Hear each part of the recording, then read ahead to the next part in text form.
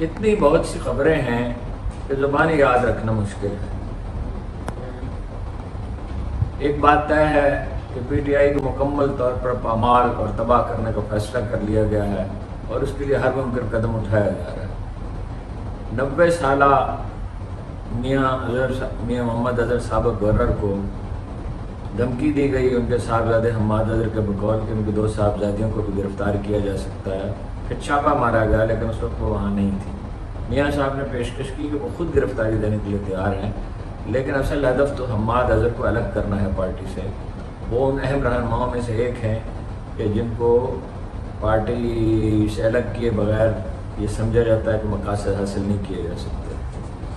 Imran Khan, Qasim sorry اور اسد عمر سمیت 80 ارکان لیڈر جو ہیں پارٹی کے، ان کے نام ECL ایگزیکٹ کنٹرول لسٹ میں ڈال دیے، یعنی ملک سے باہر نہیں جا سکتے۔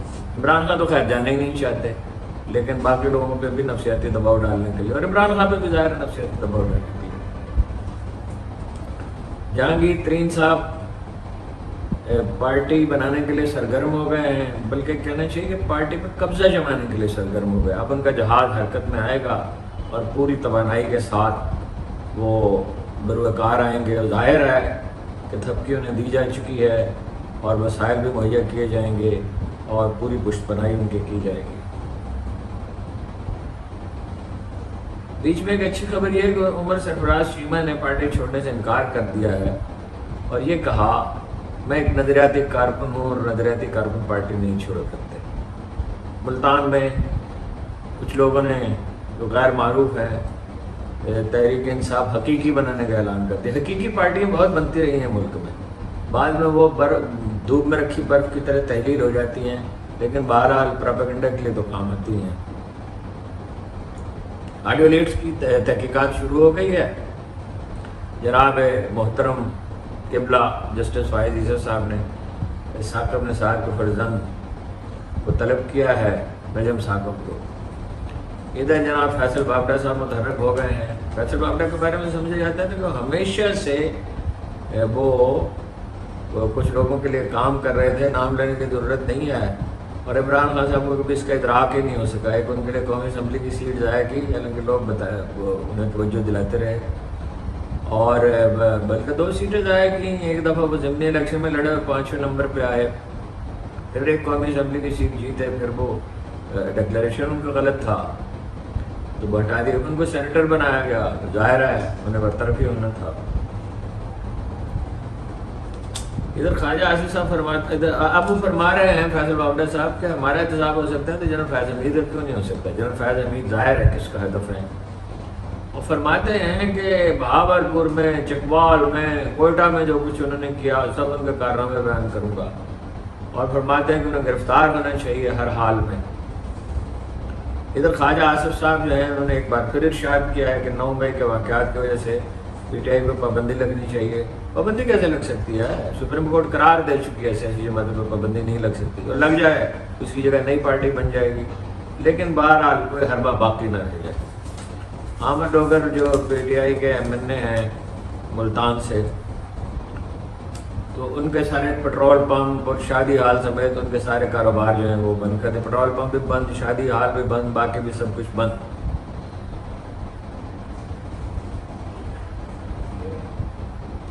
عمران خان صاحب نے بہت سے اہم نکات بیان کیے ہیں اپنے کل کے خطاب میں، لیکن ایک بڑا تکلیف ہے کہ 10,000 کارکن گرفتار ہیں اور ایک چھوٹے چھوٹے سیلوں میں رکھا گیا شدید گرمی میں، اور کھانا نہیں مل رہا، بعض کو تو پانی بھی نہیں مل رہا، اور یعنی اس کی پارٹی کی کمر توڑ دینا چاہتے ہیں۔ ایک کمیٹی انہوں نے بنا دی ہے بات چیت کے لیے، لیکن وہ کس سے بات چیت کرے گی؟ بات چیت تو کوئی کرنا نہیں چاہتے، جتنی لچک ممکن ہے وہ دکھا رہے ہیں، لیکن غالباً اب اس کو کوئی فائدہ نہیں ہے۔ بہرحال ان کا ایک فیصلہ درست ہے، لوگ پارٹی چھوڑ کے جا رہے ہیں۔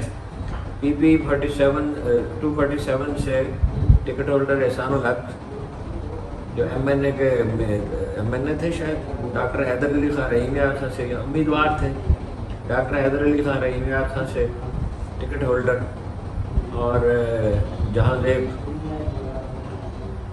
ادھر ارکان اسمبلی کی گرانٹ جو ہے وہ منظور کی ہے 20 ارب روپے، تو چیف جسٹس نے پوچھا ہے الیکشن کمیشن کے وکیل سے کہ الیکشن کے لیے تو کل 21 ارب روپے درکار تھے، تو الیکشن کمیشن کی باتوں پہ اتنا بھی بھروسہ نہ کریں۔ ایک بڑی دلچسپ خبر یہ ہے کہ 4.5 لاکھ سیکورٹی اہلکار مانگے الیکشن کمیشن الیکشن کرانے کے لیے، اور پاکستان کی جو آپریشنل آرمی ہے اس کی تعداد 4 لاکھ۔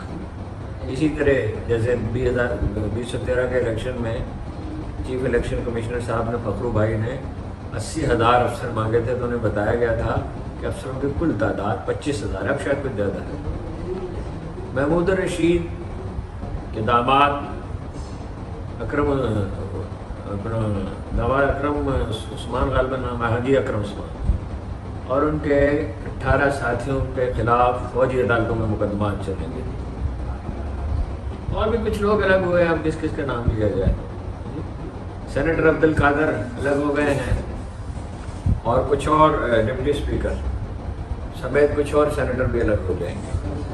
یعنی تہیہ یہ ہے، اس سے یہ خیال آتا ہے، دو رائے ہیں، ایک تو یہ کہ اکتوبر میں الیکشن نہیں ہوں گے، میری تو رائے یہی ہے، لیکن دوست کہہ رہے ہیں کہ الیکشن ہوں گے، یہ اس کی تیاری ہے، جب اس کو سطح کے زمین کی سطح کے برابر کر دیا جائے گا تو الیکشن کا اعلان کر دیا جائے گا، اور ایک حکومت جو ہے وہ بن جائے گی، جیسی تیسی بنے گی، اور جیسا تیسا وہ اس ملک کے ساتھ کرے گی۔